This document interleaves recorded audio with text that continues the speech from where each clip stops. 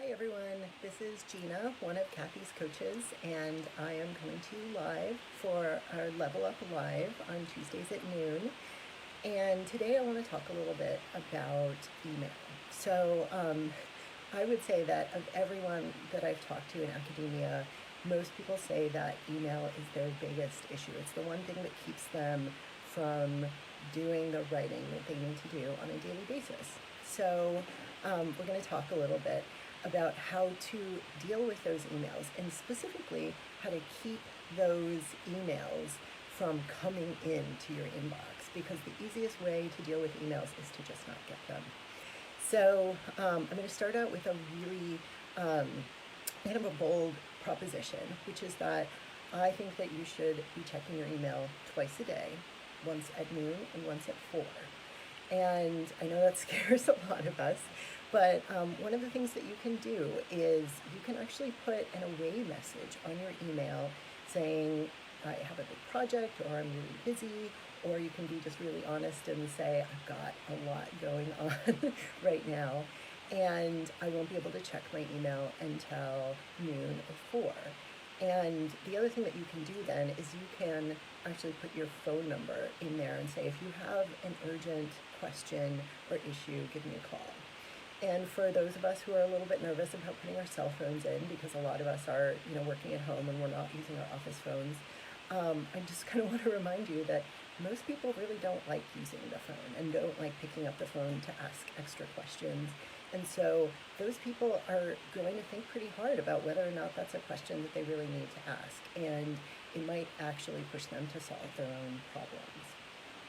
If you feel a little bit uncomfortable putting that away message in, then you can also just sort of set expectations with people ahead of time individually. So talking to your students and letting them know, hey, I am going to check my email twice a day, and so if you send me an email at 3 o'clock in the afternoon, I will maybe be able to respond, but probably the next day, because this really lets people know how much time they should be waiting. You can also talk to your chair and your colleagues and other people that send you emails on a regular basis, and let them know that they're not going to get an immediate response.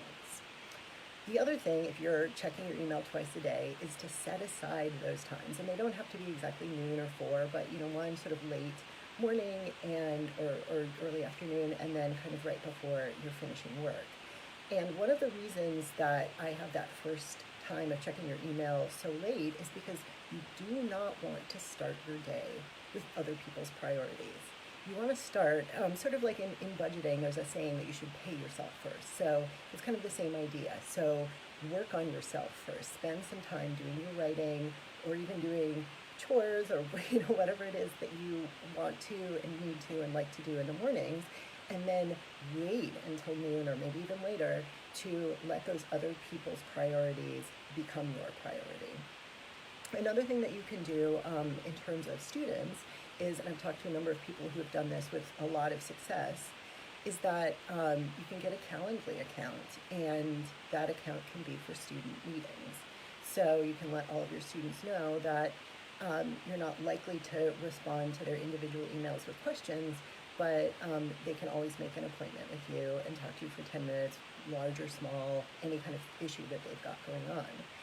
And if this kind of freaks you out, because we want to be available for our students and we want to give them our attention, I want you to kind of reframe that thought and know that you are training them to solve their own problems and to respect your boundaries, and really understand that your time is valuable.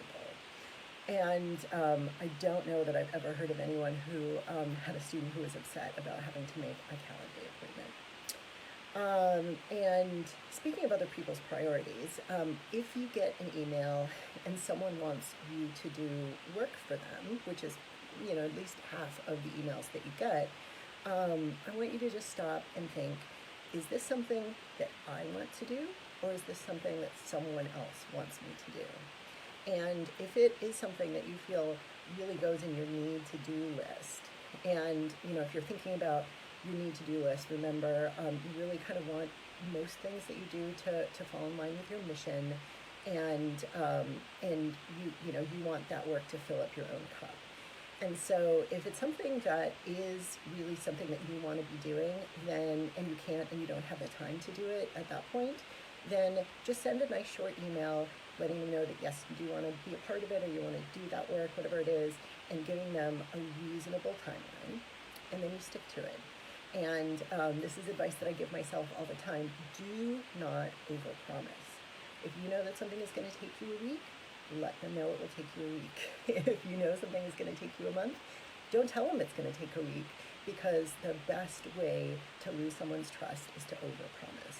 So even though it feels really hard to say, oh, it's going to take me a whole month to do that, set expectations and give them timelines that you know you will meet. Now, if this is something that doesn't really fit into your need-to-do list, this is really something that someone else wants you to do and you're not particularly interested in doing it, then you need to think about different ways that you might say no. And don't worry, that's going to be another topic at some point, because saying no is also really, really difficult.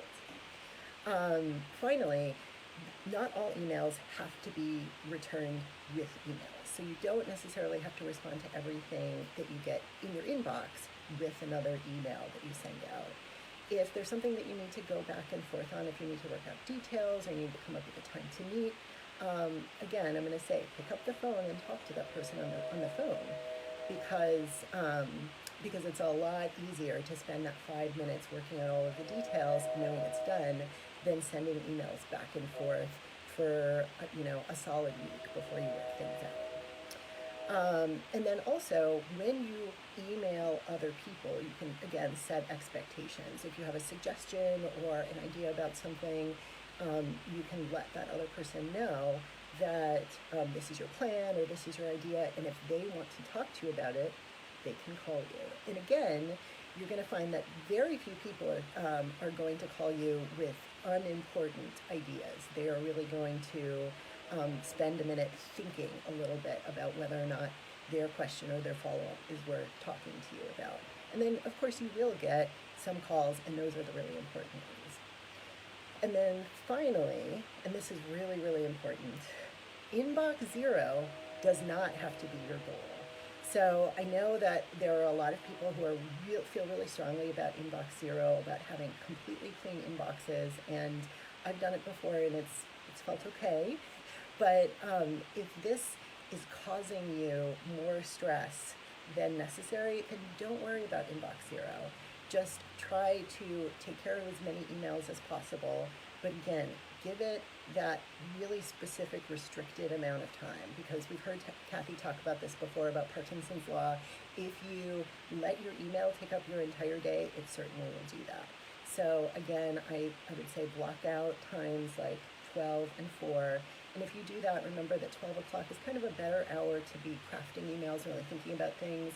And then 4 o'clock is for those emails that don't take as much time or energy, because you're hopefully just about done with your day.